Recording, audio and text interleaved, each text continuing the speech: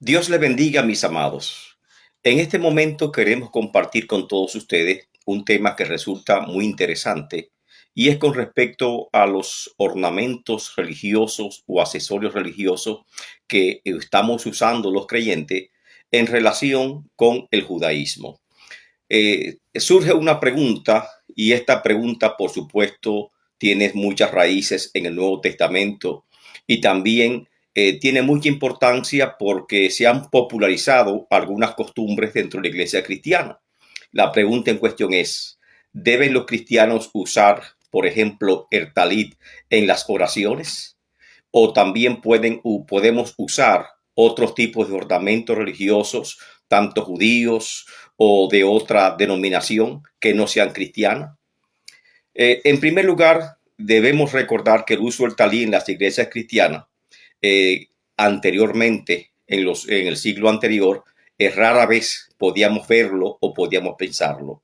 Sin embargo, con la entrada del milenio, se ha venido popularizando el uso del talit en las iglesias cristianas alrededor del mundo y muy especialmente en los Estados Unidos. La verdad es que estos accesorios religiosos han adquirido una enorme popularidad en muchos grupos cristianos. Es cierto que con respecto al talit o manto de oración y también el menorá o el candelabro y su uso en el púlpito como el chofar, el cuerno como un instrumento litúrgico, incluso se han popularizado enormemente dentro de las iglesias evangélicas y prácticamente se han mimetizado, convirtiéndose en parte del culto o se están convirtiendo en parte de la tradición cristiana.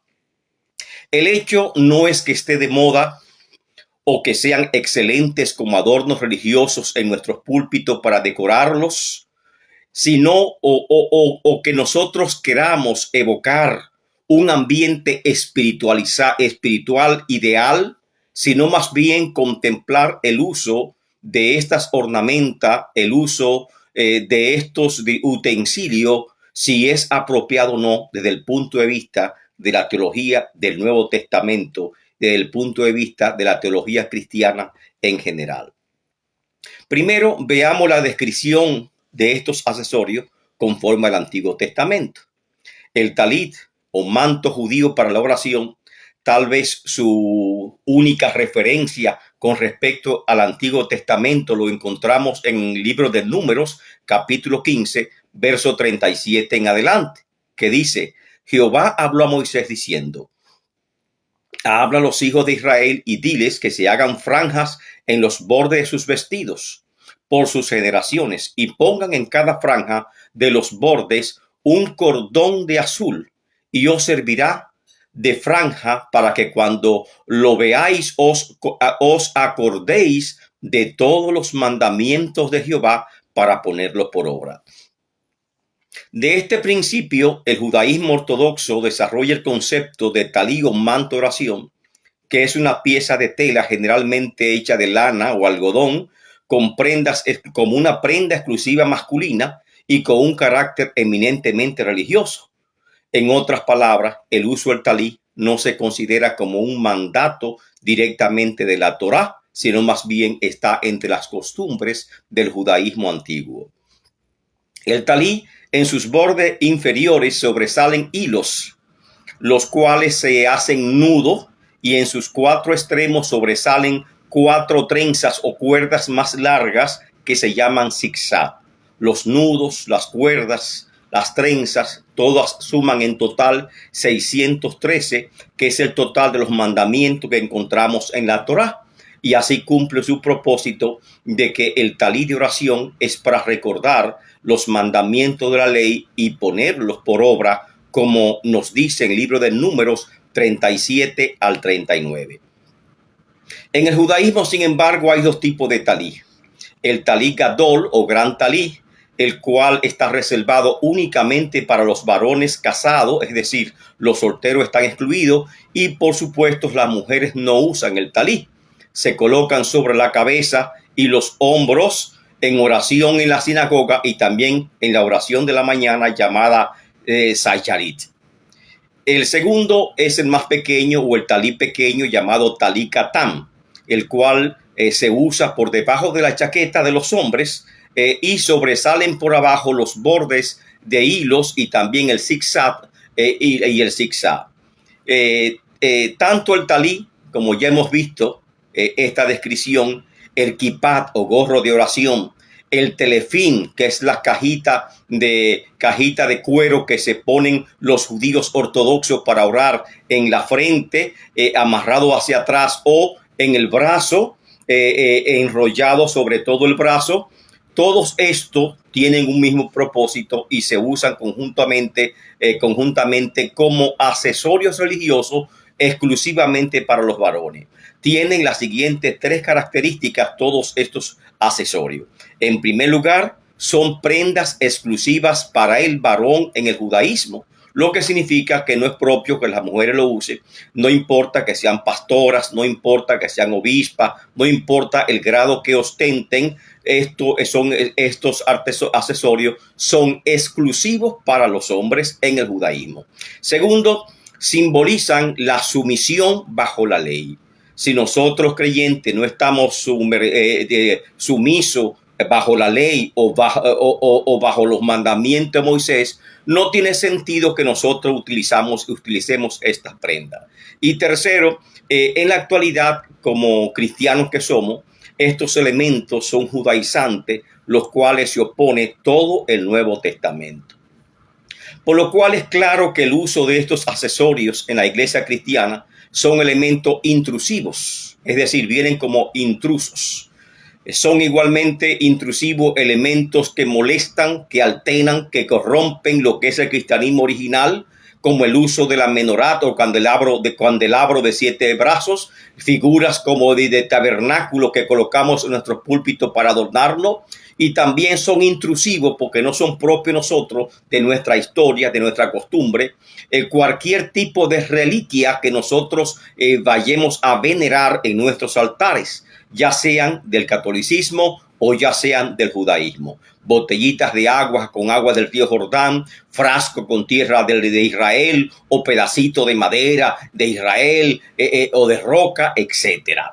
Todos estos elementos fueron combatidos por Pablo, quien declaró que quienes están ligados a la ley de Cristo se están desligando, que quienes buscan su propia justicia quedan excluidos de la justicia de Dios, que es según en Cristo Jesús. Algunos pasajes son importantes y debemos considerar. En primer lugar, con respecto a la atracción que causa el judaísmo a los cristianos, producto de la gran influencia del Antiguo Testamento sobre nosotros, el cual leemos, el cual también veneramos. Esto, lógicamente, nosotros pensamos que Israel sigue siendo el pueblo de Dios. Y realmente no es Israel, sino la iglesia, el pueblo de Dios en la actualidad.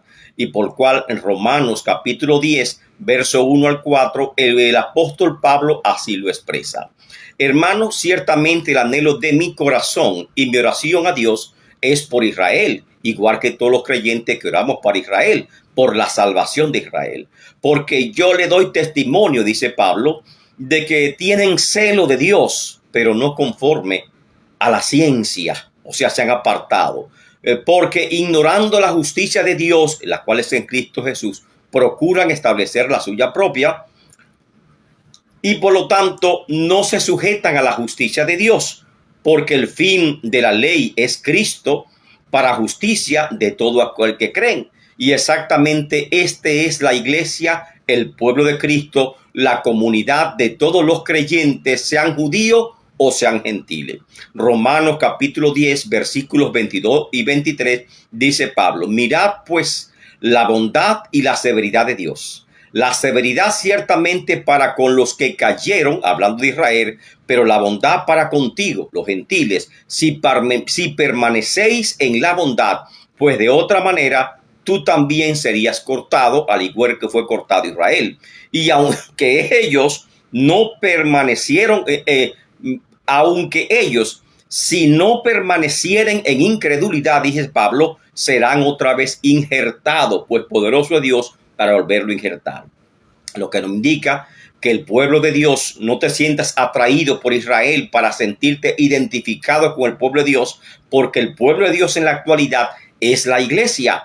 Y por lo tanto, la iglesia surge para darle celo a Israel de aquel que una vez estuvo en los caminos del Señor, para que ellos regresen otra vez al camino del Señor y no a la inversa. Pablo se quitó todo el ropaje judío, y asimismo, cuando Pablo predicaba el evangelio, le quitó al evangelio todo el ropaje judío, renunciando él mismo por amor de Cristo a todas estas ceremonias, a todo lo que significaba el ser judío, y lo que ahora muchos grupos quieren volver a recuperar. Pablo dice: aunque yo también tengo de qué gloriarme, en qué confiar según la carne, si algunos piensan que tienen que confiar, yo mucho más, dice el apóstol Pablo. Eso es en Filipenses capítulo 3, verso 4 al 11. Veamos, diríamos, los grandes logros que Pablo alcanzó en el judaísmo. Circuncidado el 8º día, del linaje de Israel, de la tribu de Benjamín, hebreo de hebreo, y en cuanto a la ley, fariseo, en cuanto al celo, perseguidor de la iglesia, y en cuanto a la justicia, irreprensible. O sea que los méritos que tenía Pablo realmente eran excelentes y envidiables, por así decirlo, mas nosotros como creyentes no tenemos nada que envidiar a estos logros que él había alcanzado. Y él mismo dice aún más, que renunció a todo esto con tal de ganar el amor de Cristo. Y lo dice en estas palabras: pero cuantas cosas eran para mi ganancia, las he estimado como pérdida por amor de Cristo. Pérdida significa desecho, basura. Y ciertamente aún estimo todas las cosas como pérdida por la excelencia del conocimiento de Cristo Jesús, de que es mi Señor, por amor del cual lo he perdido todo y tengo todo por basura para ganar a Cristo.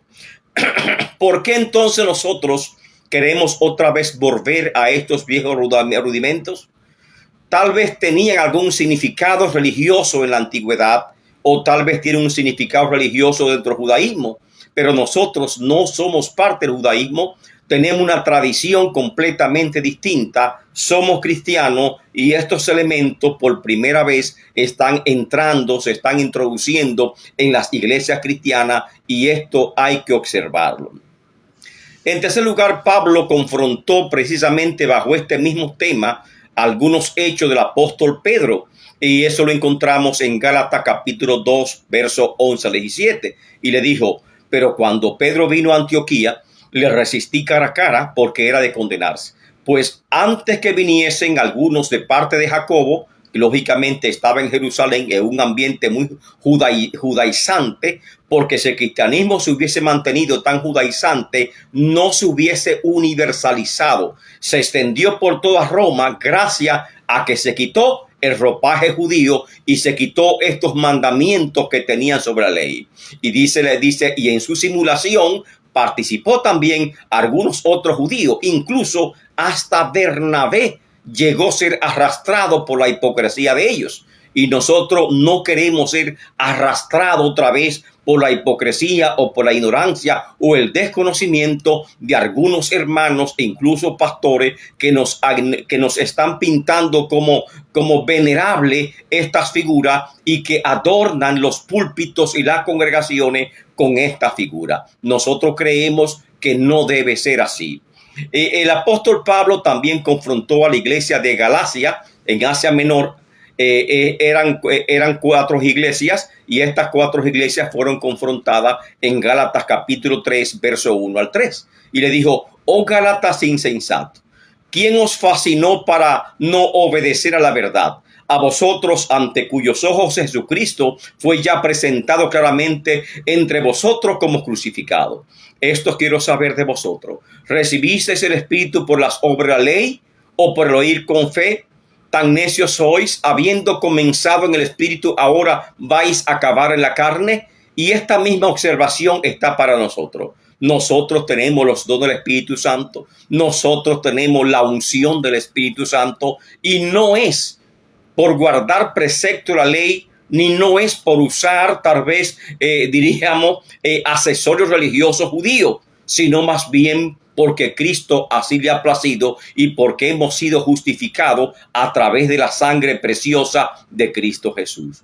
En Gálatas capítulo 3, Pablo fue más claro en los versículos 10 y en el versículo 13, cuando dice, porque todo lo que dependen de las obras de la ley, porque lo observamos como si eso fueran obras de la ley. No podemos orar sin el manto de oración. No podemos celebrar un servicio público sin el shofar. Tenemos que adornar nuestros púlpitos con elementos religiosos del judaísmo.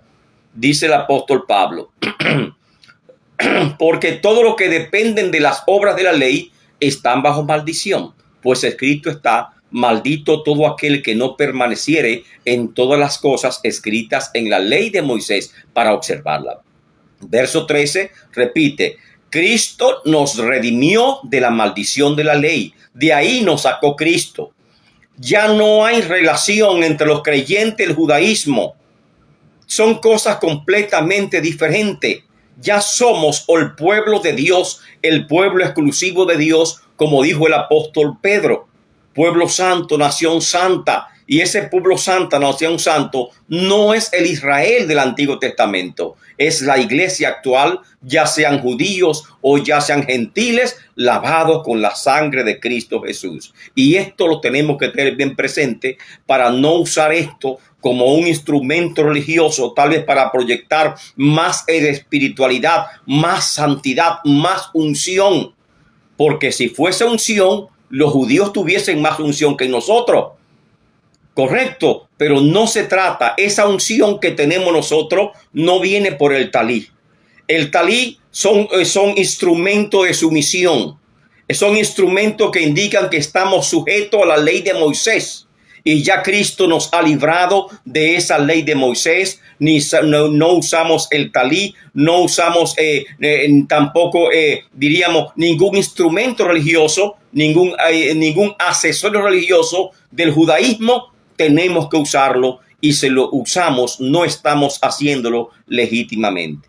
Reflexionemos, pensemos en estas grandes verdades, analicemos nuestro Nuevo Testamento, y no porque esté de moda, usted también va a implementarlo en su iglesia. Tenga mucho cuidado, predíquele la verdad a la iglesia. La unción del Espíritu Santo no depende de ningún accesorio, ninguna pieza ornamental religiosa del judaísmo. Depende de la unción del Espíritu Santo, depende de tu entrega y de tu sometimiento a Dios, a Cristo, y no sometimiento bajo la ley. Dios te bendiga y Dios te guarde.